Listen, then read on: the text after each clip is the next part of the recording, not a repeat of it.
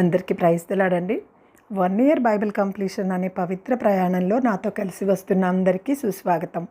ఈరోజు మన ప్రయాణంలో 128వ రోజైన మే 8వ తేదీ వాక్యాంశాలు నెహమ్యా 6-8 అధ్యాయాలను ప్రార్థనాపూర్వకంగా మొదలు పెడదాం. మా ప్రియ పరలోకపు తండ్రి, మీ జీవ వాక్యంతో మరొకసారి మీ పాదాల చెంతకు మమ్మల్ని తీసుకొచ్చినందుకు హృదయమార వందనాలు. వినగలిగే చెవి, గ్రహించగలిగే హృదయాన్ని మీరు మాకు అనుగ్రహించండి. నెహమ్యా వలె మీలో ఆనందించడమే మా బలంగా మమ్మల్ని మార్చుకోవడానికి కృప చూపించండి. ఈ వాక్య భాగాలు వింటున్న ప్రతి ఒక్కరి హృదయాన్ని మీ సమాధానంతో నింపమని ప్రభు పేరిట ప్రార్థిస్తున్నాను తండ్రి. ఈ వాక్యాంశాలు నిజంగా మీ హృదయాన్ని స్పర్శించినట్లయితే కమెంట్ బాక్స్లో ఆమెను చెప్పడం మర్చిపోకండి. నెహమ్యా గ్రంథము 6వ అధ్యాయము.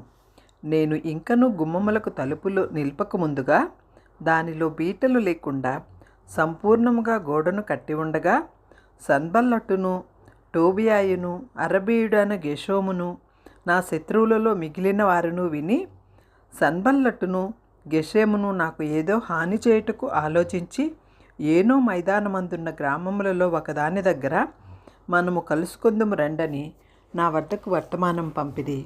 అందుకు నేను చేయు పని గొప్పది, దాన్ని విడిచి మీ వద్దకు వచ్చుటకై నేను దానిని ఎందుకు ఆపవలెను? నేను రాలేనని చెప్పుటకు దూతలను పంపితిని.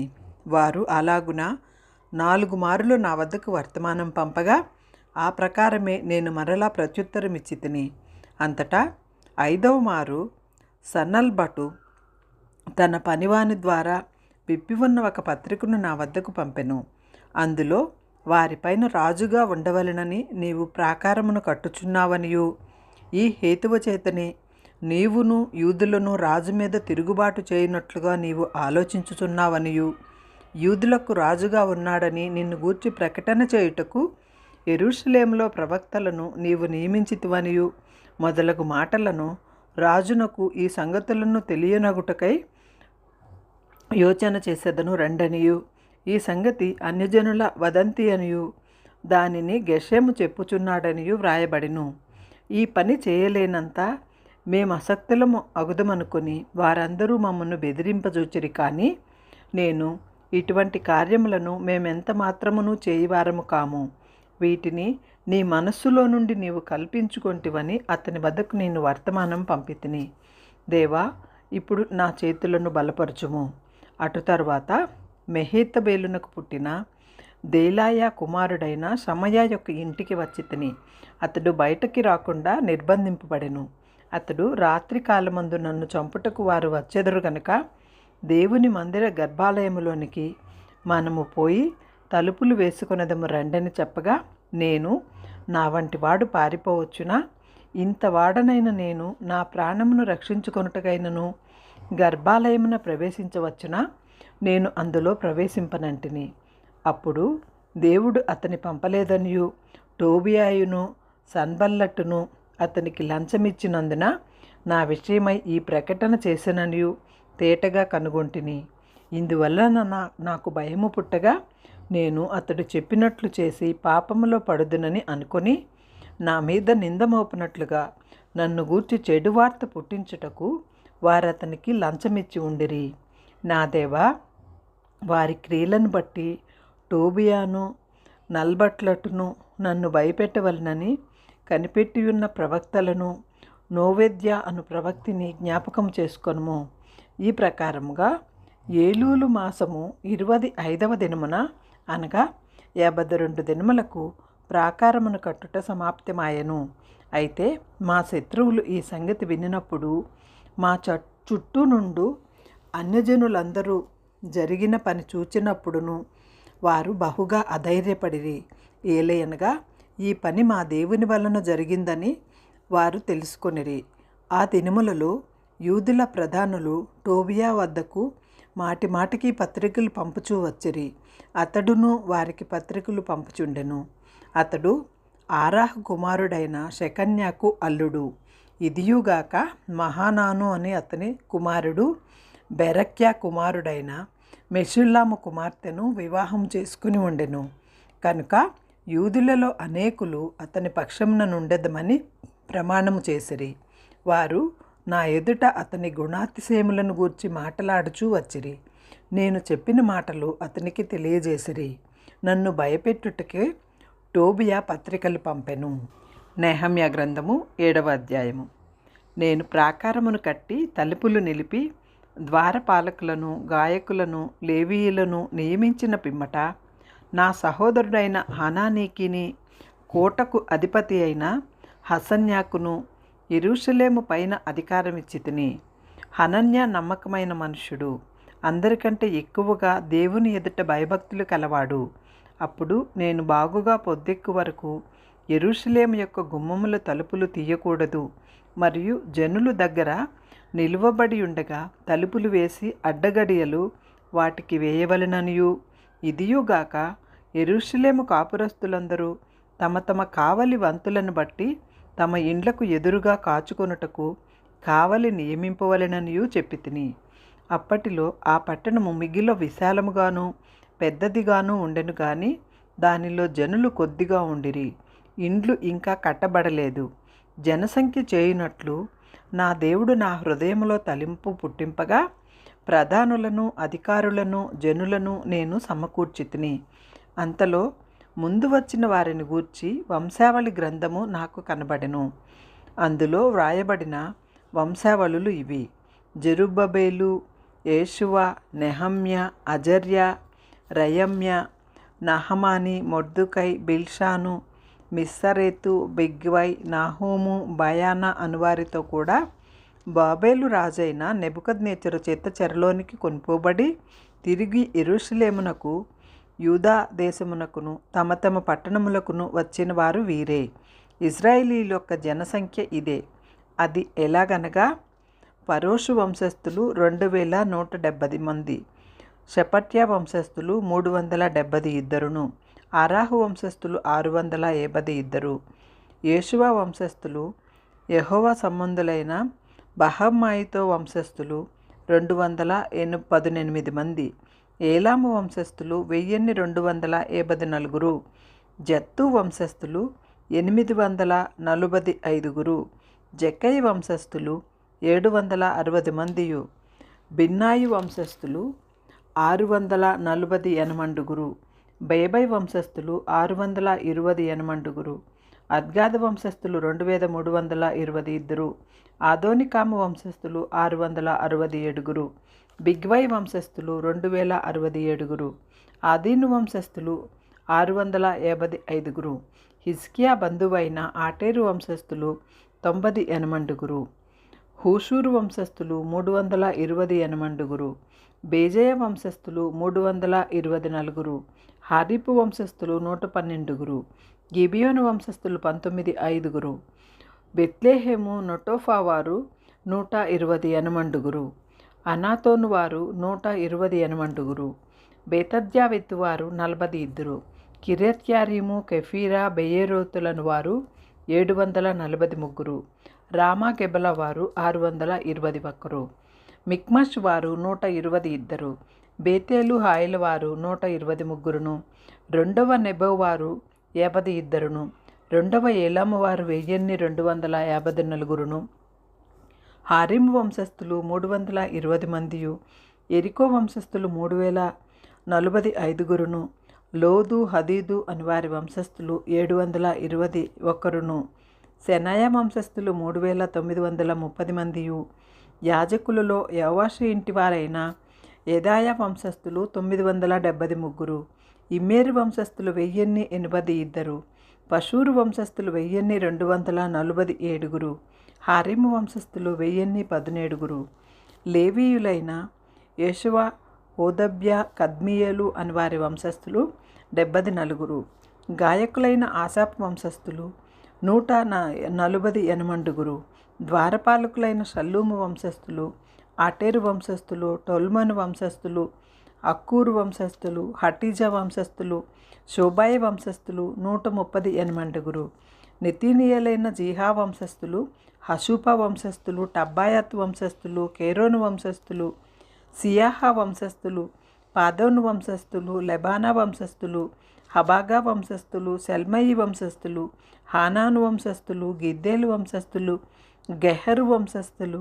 రెయవా వంశస్థులు, రెజీను వంశస్థులు, నెకోదా వంశస్థులు, గజ్జాము వంశస్థులు, ఉజ్జా వంశస్థులు, పేసయ వంశస్థులు, బాపాయి వంశస్థులు, మెహానిము వంశస్థులు, నెఫు షెహీము వంశస్థులు, బక్సూకు వంశస్థులు, హాకూబా వంశస్థులు, హర్బూరా వంశస్థులు, బెత్లీజ వంశస్థులు, మెహీద వంశస్థులు, హర్ష వంశస్థులు, బాస్కోను వంశస్థులు, సిసిరా వంశస్థులు, తేమాహు వంశస్థులు, నెజియహు వంశస్థులు, హటీజా వంశస్థులు, సొలొమోను దాసుల వంశస్థులు, సొటయి వంశస్థులు, సొటెపారు వంశస్థులు, ఫరూదా వంశస్థులు, యహాలా వంశస్థులు, దాస్కోను వంశస్థులు, గిద్దోను వంశస్థులు, షెపట్య వంశస్థులు, హట్టీలు వంశస్థులు, జెబూయులు సంబంధులైన పొకారేతు వంశస్థులు, అమోను వంశస్థులు, నెతీనియలు అందరూ సొలొమోను దాసల వంశస్థులను 392.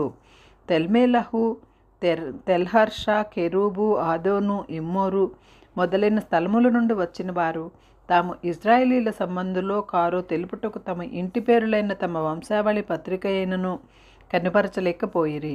వారెవరనగా దెలయ్య వంశస్థులు, టోబియా వంశస్థులు, నిరోధా వంశస్థులు, వీరు 642. హెబయ్య వంశస్థులు, హక్కోజ్ వంశస్థులు, బెర్జిల్లాయి వంశస్థులు అనగా గిలాదీయులను బెర్జిల్లాయి కుమార్తెలలో ఒకరిని పెళ్లి చేసుకుని వారు ఆ పేరు చేత పిలువబడిన బెర్జిల్లాయి వంశస్థులను యాజక సంతానులు. వీరి వంశావళులను బట్టి ఎంచబడిన వారిలో వారి పద్దు పుస్తకమును వెతకగా అది కనబడకపోయెను. కాగా వారు అపవిత్రులుగా ఎంచబడి యాజకులలో ఉండకుండా వేరుపరచబడిరి. అది కాగా అధికారి ఊరీము తుమ్మీము అని వారిని ధరించుకొని ఒక యాజకుడు ఏర్పడి వరకు అతి పరిశుద్ధ వస్తువులను మీరు తినకూడదని వారితో చెప్పెను. సమాజకులందరూ 42,300 మంది. వీరు కాక వీరి పనివారును పనికత్తెలను 7,337. గాయకులలో స్త్రీ పురుషులు 245 ఉండిరి. వారి గుర్రములు 736, వారి కంచరగాడిదలు 245, వారి ఒంటెలు 435, వారి గాడిదలు 6,720 అయి ఉండెను. పెద్దలలో ప్రధానులైన కొందరు పనికి కొంత సహాయము చేసిరి. అధికారి ఖజానాలో 120 తురుముల బంగారమును, 70 పళ్ళెములను, 730 యాజక వస్త్రములను వేసి ఇచ్చెను. మరియు పెద్దలలో ప్రధానులైన వారు కొందరు ఖజానాలో 140 తులముల బంగారమును, 14 లక్షల తులముల వెండిని వేసిరి. మిగిలిన వారును 240 తులముల బంగారమును, 240 లక్షల తులముల వెండిని, 66 యాజక వస్త్రములను ఇచ్చిరి. అప్పుడు యాజకులు, లేవీయులు, ద్వారపాలకులను, గాయకులలో జనులలో కొందరును, నెతీనీయులు, ఇజ్రాయేలీలందరూ తమ పట్టణముల యందు నివాసము చేసిరి. నెహమ్యా గ్రంథము 8వ అధ్యాయము. 7వ నెల రాగా ఇజ్రాయేలీయులు తమ పట్టణములలో నివాసులై ఉండిరి. అప్పుడు జనులందరూ ఏకమనస్కులై నీటి గుమ్మము ఎదుటనున్న మైదానమునకు వచ్చి యెహోవా ఇజ్రాయేలీయులకు ఆజ్ఞాపించిన మోషే ధర్మశాస్త్రమును తెమ్మని ఎజ్రా అను శాస్త్రితో చెప్పగా, యాజకుడైన ఎజ్రా 7వ మాసము మొదటి దినమున చదువబడు దాని గ్రహింప శక్తి గల స్త్రీ పురుషులు కలిపి సమాజమంతటి ఎదుటను ఆ ధర్మశాస్త్ర గ్రంథము తీసుకుని వచ్చి నీటి గుమ్మము ఎదుటనున్న మైదానములో ఉదయం మొదలుకొని మధ్యాహ్నం వరకు నిలుచున్న ఆ స్త్రీ పురుషులకును తెలివితో వినగల వారికి అందరికీ చదివి వినిపించుచూ వచ్చెను. ఆ జనులందరూ ధర్మశాస్త్ర గ్రంథమును శ్రద్ధతో విని అంతటా శాస్త్రియకు ఎజ్రా ఆ పని కొరకు కర్రతో చేయబడిన ఒక పీఠము మీద నిలువబడెను. మరియు అతని దగ్గర కుడిపార్శ్వమందు మత్తిత్యాషమ, అనాయా, ఉరియా, హిల్కియా, మయషాయ అనువారును, అతని ఎడమ పార్శ్వమందున పెదాయ, మిషాయేలు, మల్కియా, హాషుము, హద్బద్దానా, జెకర్యా, మెషుల్లాము అనువారును నిలిచి ఉండిరి. అప్పుడు ఎజ్రా అందరికంటే ఎత్తుగా నిలవబడి జనులందరూ చూచుచుండగా గ్రంథమును విప్పెను. విప్పగానే జనులందరూ నిలువబడిరి. ఎజ్రా మహాదేవుడైన యెహోవాను స్తుతింపగా జనులందరూ తమ చేతులెత్తి ఆమేన్ ఆమేన్ అని పలుకుచు నేలకు ముఖములు వంచుకొని యెహోవాకు నమస్కారించిరి. జనులు ఇలాగు నిలువబడుచుండగా యేషువ, బానీ, షెరేబ్యా, యామీను, అక్కూబు, షెబ్బతై, హోదియా, మయషేయ, కెలీటా, అజర్య, యజాబాదు, హనాను, షలాయేలును, లేవీయులను ధర్మశాస్త్రం యొక్క తాత్పర్యమును తెలియజెప్పిరి. ఇటీవలనే వారు దేవుని గ్రంథమును స్పష్టముగా చదివి వినిపించి జనులు బాగుగా గ్రహించున్నట్లు దానికి అర్థము చెప్పిరి. జనులందరూ ధర్మశాస్త్రపు మాటలు విని ఏడవ మొదలుపెట్టగా అధికారి అయిన నెహమ్యాయు, యాజకుడును, శాస్త్రీయునగు ఎజ్రాయును జనులకు బోధించు లేవీయులను మీరు దుఃఖపడవద్దు, ఏడవవద్దు. ఈ దినము మీ దేవుడైన యెహోవాకు ప్రతిష్ఠిత దినమని జనులతో చెప్పిరి. మరియు అతడు వారితో ఇట్లనెను, పదండి, కొవ్విన మాంసము భక్షించుడి, మధురమైన దాన్ని పానము చేయుడి. ఇది వరకు తమ కొరకు ఏమీయూ సిద్ధము చేసుకొనని వారికి వంతులు పంపించుడి. ఏలయనగా ఈ దినము మన ప్రభువునకు ప్రతిష్ఠితమాయెను. మీరు దుఃఖపడకుడి, యెహోవాయందు ఆనందించుట వలన మీరు బలమొందుదురు. అలాగున లేవీయులు జనులందరినీ ఓదార్చి మీరు దుఃఖము మానుడి, ఇది పరిశుద్ధ దినము, మీరు దుఃఖపడకూడదని వారితో అనిరి. ఆ తరువాత జనులు తమకు తెలియజేయబడిన మాటలన్నిటినీ గ్రహించి తినుటకును త్రాగుటకును లేచి వారికి పలహారములు పంపించుటకును సంభ్రమముగా ఉండుటకును ఎవరి ఇంట్లకు వారు వెళ్ళిరి. రెండవ దినమందు జనులందరూ పెద్దలలో ప్రధానులైన వారును యాజకులను లేవీయులను ధర్మశాస్త్ర గ్రంథపు మాటలు వినవలనని శాస్త్రి అయిన ఎజ్రా వద్దకు కూడి వచ్చిరి. యెహోవా మోషేకు దయచేసిన గ్రంథములో చూడగా 7వ మాసపు ఉత్సవ కాలమందు ఇశ్రాయేలీయులు పర్ణశాలలో నివాసము చేయవలనని వ్రాయబడి ఉండుటకును కనుగొనెను. మరియు వారు తమ పట్టణములన్నింటిలోనూ యెరూషలేములోనూ ప్రకటన చేసి తెలియజేయవలసినదేమనగా, మీరు పర్వతమునకు పోయి ఒలీవ చెట్ల కొమ్మలను, అడవి ఒలీవ చెట్ల కొమ్మలను, జింక చెట్ల కొమ్మలను, ఈత చెట్ల కొమ్మలను, గుబురు గల వేరువేరు చెట్ల కొమ్మలను తెచ్చి వ్రాయబడినట్లుగా పర్ణశాలలు కట్టవలెను. ఆ ప్రకారమే జనులు పోయి కొమ్మలను తెచ్చి జనులందరూ తమ తమ ఇండ్ల మీదను తమ లోగిళ్లలోనూ దేవ మందిరపు ఆవరణములోను నీటి గుమ్మపు వీధిలోను ఎఫ్రాయిము గుమ్మపు వీధిలోను పర్ణశాలలు కట్టుకొనుడి. మరియు చెరలో నుండి తిరిగి వచ్చిన వారి సమూహమును పర్ణశాలలు కట్టుకొని వాటిలో కూర్చుండుడి. నూను కుమారుడైన యెహోషువ దినములు మొదలుకొని ఇది వరకు ఇశ్రాయేలీయులు అలాగున చేసి ఉండలేదు. అప్పుడు వారికి బహు సంతోషం పుట్టెను. మరియుగాక మొదటి దినము మొదలుకొని కడపటి దినము వరకు అనుదినము ఎజ్రా దేవుని ధర్మశాస్త్ర గ్రంథమును చదివి వినిపించుచూ వచ్చెను. వారు ఆ ఉత్సవమును 7 దినముల వరకు ఆచరించిన తరువాత విధి చొప్పున 8వ దినమున వారు పరిశుద్ధ సంఘముగా కూడుకొనిరి.